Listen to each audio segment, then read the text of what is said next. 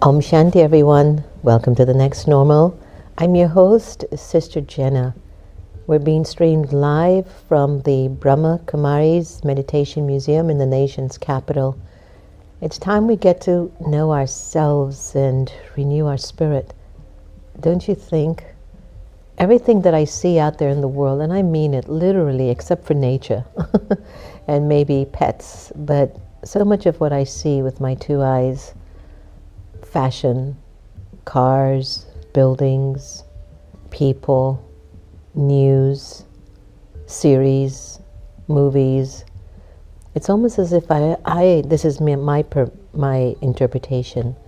It's almost as if they've gotten so tired of themselves. They're kind of not new anymore. You know what to expect. You know what they're going to say. It's like your spirit isn't being served. Your spirit isn't being renewed. The Next Normal is a show in which our intention here in the studio is to be able to invite you to think about things that are different than what the world is offering you. For you to get to know who you are and to renew your greatest existence, your spirit, your soul. Today's topic is a very interesting one because throughout time there's been a conversation about God. And this conversation about God has created wars, has united people, have healed people from their past, has blamed God for things that have happened. In ancient traditions, people have gone to seers and saints and gurus and sadhus, asking for a child, asking for health, asking for money. And then if they get it, they praise the guru, the saint, or God. If they don't get it, they defame the guru, the saint, or God. But they never look at themselves. And that's why I love the tagline for the Brahma Kumaris. Know yourself and renew your spirit. Our talk about God is a light one for me. It might be heavy for some, but know that as a disclaimer, we're not telling you that this is God or this is how God functions. We're inviting you to contemplate, could it be that this energy of God is really the cure?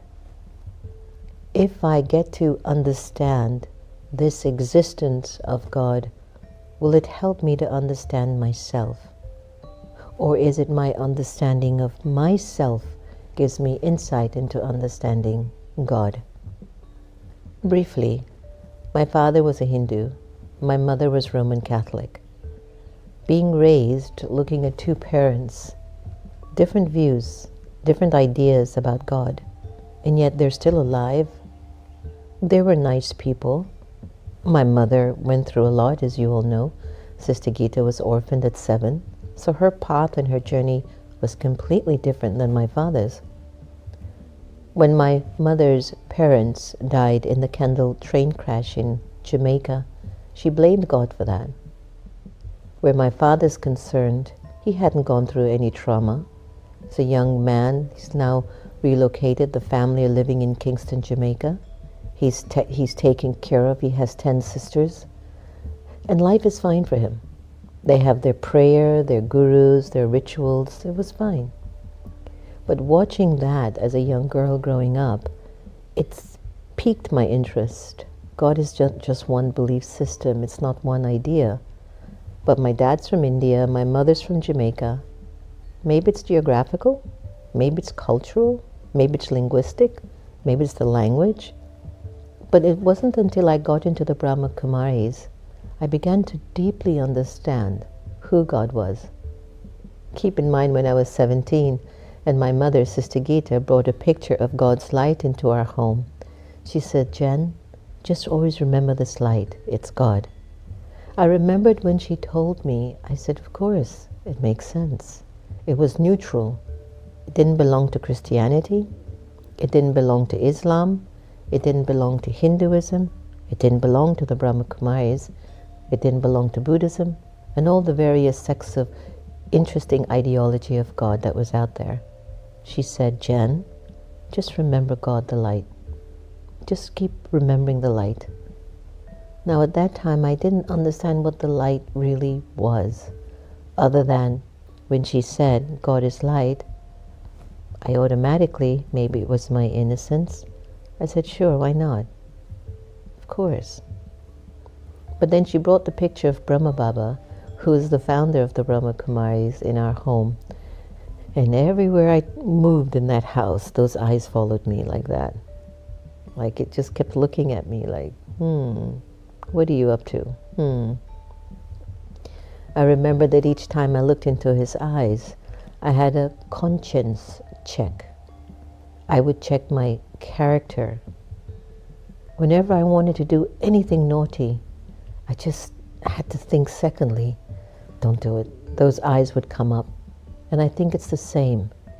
If you follow Islam, maybe it'll be the image, the face, the character of Muhammad.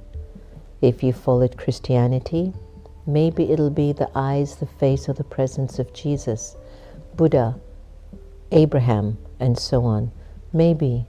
But for me, it was when I looked into the eyes of Brahma Baba, I would keep checking my conscience if I was on the right path.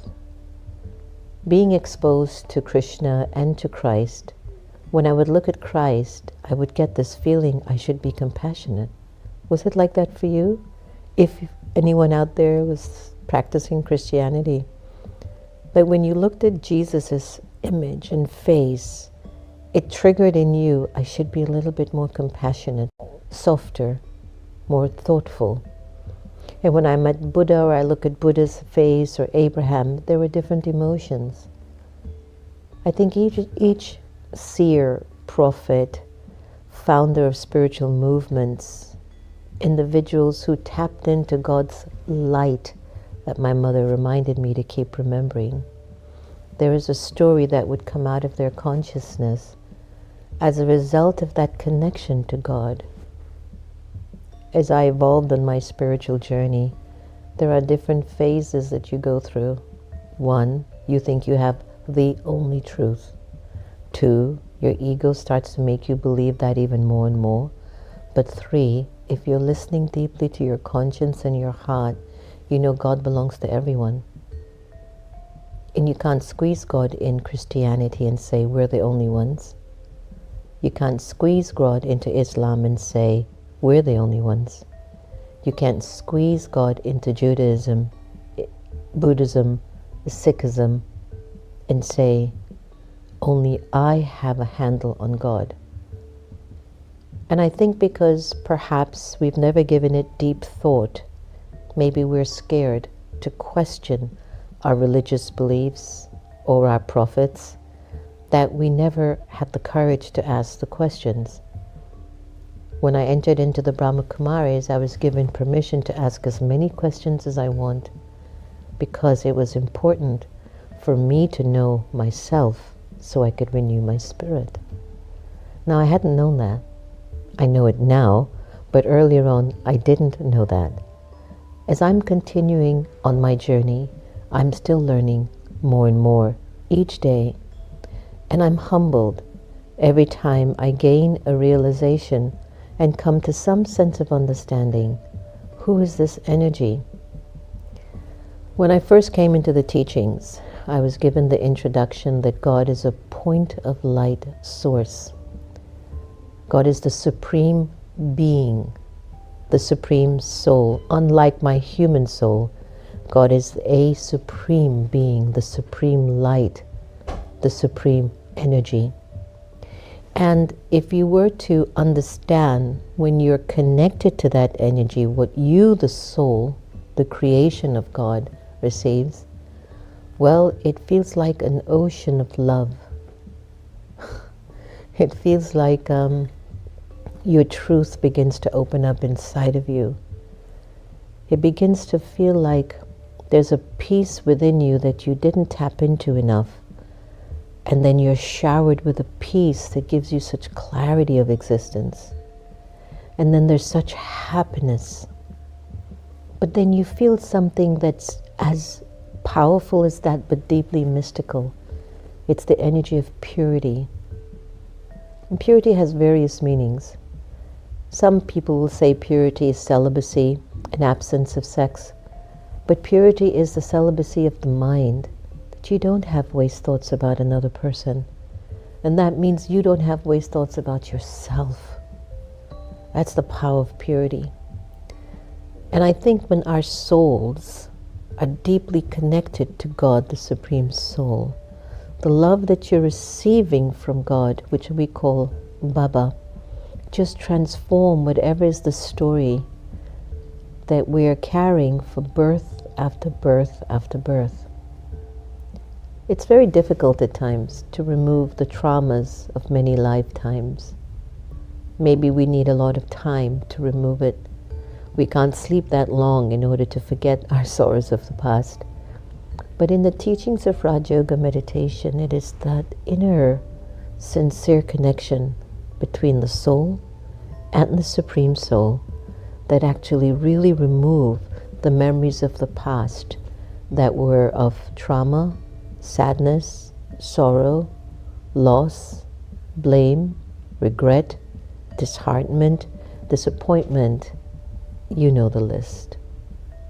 So in this whole era that we're in, I look at what's happening in countries with wars and leaders going to wars and politicians deceiving their citizens for sake of power. There's an absence of God's remembrance. There's an absence of Baba's love and Baba's wisdom.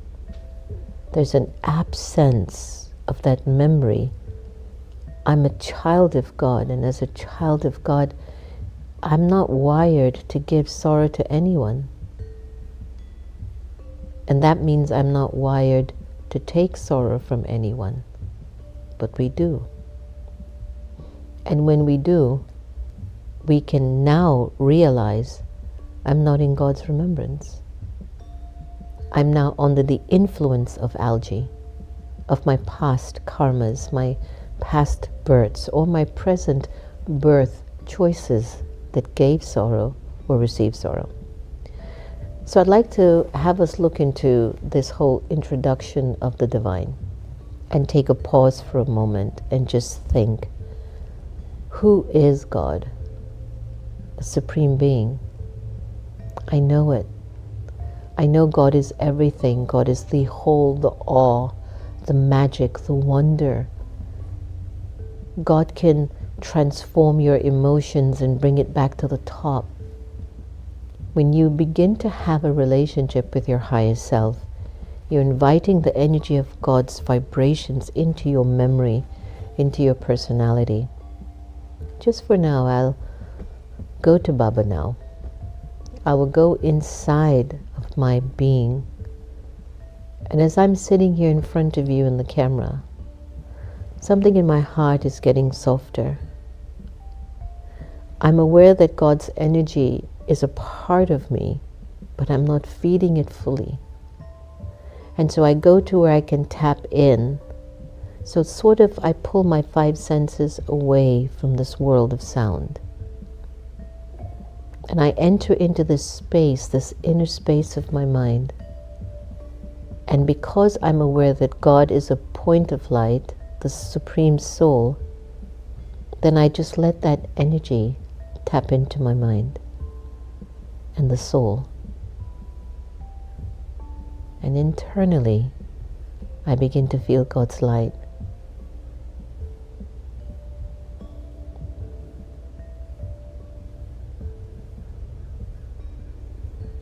And there's something about that. It's very subtle. It's happening behind my eyes. I know where to go to tap into this energy. It's beyond the 5 senses. It's in the world of light. It's beyond the universe.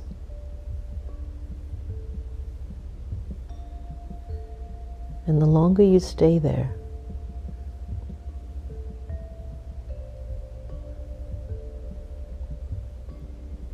you can experience God removing whatever pain or hurt or disappointment or sin that the soul is still attached to.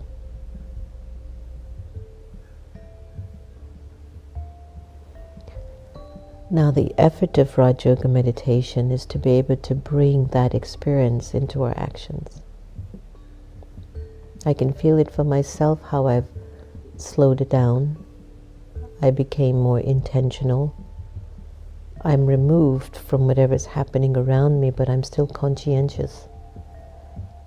Once the soul is in the body, it does remain conscious, but it brings the essence of God's love and purity and peace and silence and power into the room. And I ask you, if 8 billion people developed that art of remembrance of Baba, would there be world peace? And is anything wrong that 8 billion souls would remember God and bring love into the space? And if they don't, and instead they choose weapons of mass destruction, or they choose to abuse particular people and genders, or they lie, or they cheat you, would you say God was present in that soul? Absolutely not. So how do we know when God is present in someone? It's through their values. It's through their principles, their integrity, their empathy, compassion. There's a force about them, but it's gentle. It's through their inner joy, their self-worth and self-respect. They're not brutal. They're not bullies. They don't cheat. They don't lie. And so I tell you, when you look at anyone, group, sex, any culture, religion, and you begin to judge them, stop. One of the most beautiful energies that God bestows on you is that you no longer judge anyone. You understand that every soul is an actor playing a part out, and that the energy of God has come to neutralize your so-called impurities, your algae. God's energy, Baba's energy, Shiva, Allah, Jehovah, Khuda, Bhagwan, has come to remove the familiarity, the experience of algae that is recorded in your spirit. I will repeat this question to you. If 8 billion souls remembered Baba, would there be world peace? Would you then be satisfied? You don't have to be caught up in the hustle. You don't have to be competing. You don't have to live in fear, wondering how you're going to pay the bills. Everything will just run smoothly. Life would be easy. Do we have to reach a particular state of world destruction for us to remember God? Can't we just start to remember God now so that there will be world peace, a golden age? Think about it. Let's take a look into ourselves and have a meditation on God right now. Very simple, easy meditation on God. And let's see how it makes you feel. Take a deep breath in. Let me go inside and watch my thoughts. And the speed of my thoughts slows down.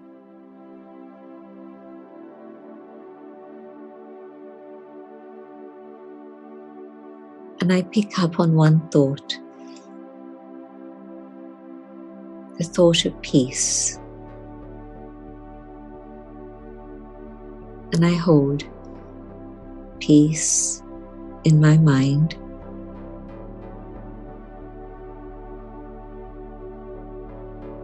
And as I feel peace within my being, I realize this is who I truly am.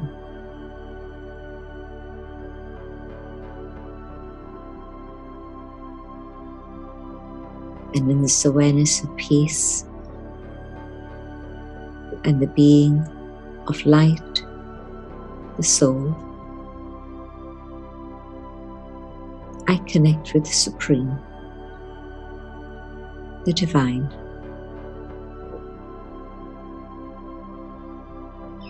And from the Supreme come rays of love and light,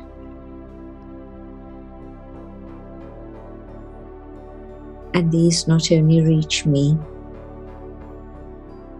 but they reach out into the world, and others also benefit from these rays.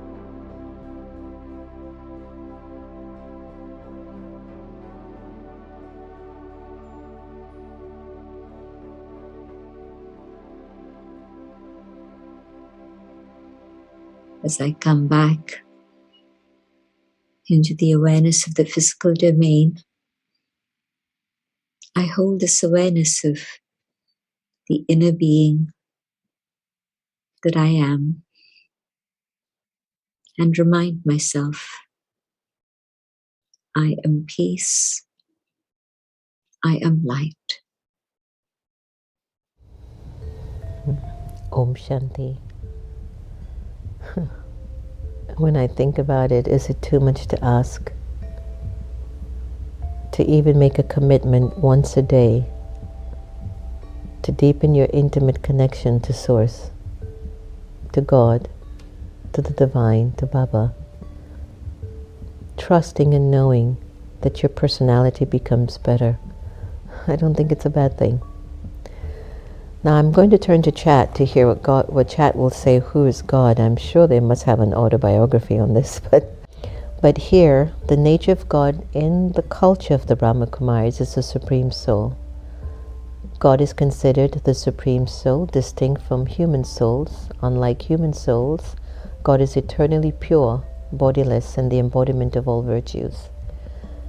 God is the incorporeal being. It's not associated with a physical form, and is believed to reside in the soul world, which you're getting an image here on the screen, a region of complete silence and peace beyond the physical universe. God is the ocean of virtues. Love, peace, purity, happiness, bliss, and truth. These attributes are infinite and unchanging, providing a source of spiritual nourishment and inspiration for human souls. In terms of relationship, God is seen as a spiritual parent and teacher of all souls. He provides guidance and wisdom necessary for spiritual growth and transformation. Relationship with souls, it's an eternal bond. Every soul has an eternal and unique relationship with God, even an atheist. This relationship is rekindled through the practice of Raja Yoga meditation. It's a source of empowerment. God empowers souls to realize their true nature and potential. By you connecting more with God, with Baba, practitioners believe they can draw spiritual energy and virtues, aiding them in their journey towards self-realization and world transformation. Role in the world drama, restorer of righteousness. God plays a key role in the cyclical concept of the world drama, especially during times of moral and spiritual decline. He's a spiritual guide. Through his teaching delivered through Brahma Baba, God guides humanity towards a state of purity, peace, helping to bring about a golden aged world. How to connect? In Raja Yoga teachings, the method of connecting with God, this practice will involve turning one's mind and intellect towards God, experiencing a deep spiritual connection and receiving his divine light. Living by these divine virtues It's encouraged to imbibe and live by the virtues taught by God, such as love, peace, purity, and truth, to transform our lives and to contribute to a better world. Now, there are various different belief systems in traditions, but inclusive perspective is, while the Brahma Kumaris have a specific understanding of God, they also respect and acknowledge the diverse ways in which God is perceived across different religions and spiritual traditions. The common thread is the belief in a higher power that guides and sustains our universe. I think that is absolutely powerful. Thanks so much, Brother Santosh. I have to say that I've learned for myself that because of my intimacy, it's a private affair what my thoughts, my mind, and my intellect are thinking behind my eyes. And majority of times throughout the day, I'm thinking about my higher self. How can I be better? How can I be better for humanity? How can I keep increasing my joy and my sense of freedom? Because I know that once the soul is in the body, you're here to live fully. You're here to laugh. You're here to have a good time. You're here to enjoy different relationships. We weren't here to come and judge and criticize and compare ourselves to anyone. We're here to love, and we're here to be at peace. Let's go to the beautiful Sister Gita effect, and let's hear what nuggets of wisdom our beautiful sister is going to share with us in this moment.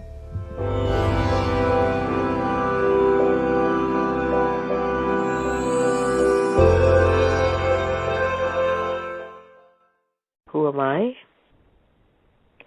Where did I come from? What are my eternal qualities? Who do I belong to? 4 basic questions to be answered, which brings about enlightenment. I am a spiritual being full of beautiful qualities. Throughout my journey, these qualities have been suppressed. The fact that I belong to divine, I can remember this being to remove the algae of the soul. Then what comes back to me is bliss, purity, love, and peace. The Shiv Shakti mothers. Congratulations to the Shiv Shakti mothers who are empowered by the energy of the Supreme. Om Shanti.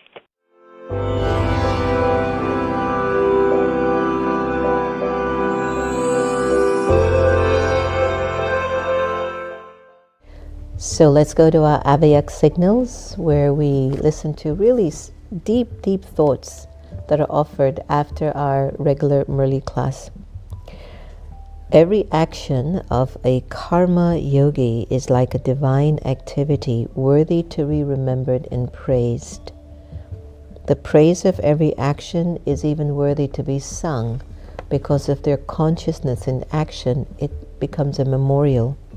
Just as devotees sing in their praise that their way of seeing is spiritual, their way of moving is spiritual, the praise of every physical organ is like it's limitless, it's being served, it's spiritual. Similarly, every action of yours is great. That is, make every action that you perform worthy to be praised. By performing every action while being aware of the 3 aspects of time, none of your actions will ever give sorrow. They will always be pure actions, giving happiness to everyone. Isn't that a lovely message? So good, no? All right. So how did everyone feel about today's session online, and what did you think of this stuff? I think I'm going to do a series of how to connect to the Supreme and how to deepen your relationship. For over 3 decades, I have not left this energy out of my consciousness every day. And still I've got so much to take care of inside of the soul. There's still so much that still needs to be transformed, erased, deleted, refined. No matter what. Because throughout the day, you're still challenged by your faith and belief system in your highest self. So when I asked you, are you having a relationship with your highest self? It means the more you believe in the best of who you are, then it's so easy to remember God. So hello everyone, nice to see you. Dinesh, Lee, Barbara, Dale, Divya, Indu, Yukti. I hope you enjoyed the session. Please give me your comments and your ideas about what your feelings were of the show. And I think I'd like to do a whole week series of us deeply connecting to Baba, but also to guide us into how to experience this Baba's light in us. So we don't take sorrow from anyone and we're not lost in the illusions and distractions of algae. Well, I hope you've enjoyed today's segment. I know I did. I'm even just feeling softer because of our meditation on God. And that's really my aim, to be able to live from that space for the rest of my life. Thank you so much for joining us. In order for you to really interpret your life beautifully, break your attachments. How do you break your attachments? Keep practicing to remember everybody the same. Your life will be like a golden diamond jewel, massively amazing. All right, all the very best. Be very kind with yourself and be gentle with yourself. And God's energy is there for you. You just have to keep remembering the energy. Take it with you when you're walking, eating, sleeping. That you feel satisfied with your life. Om Shanti.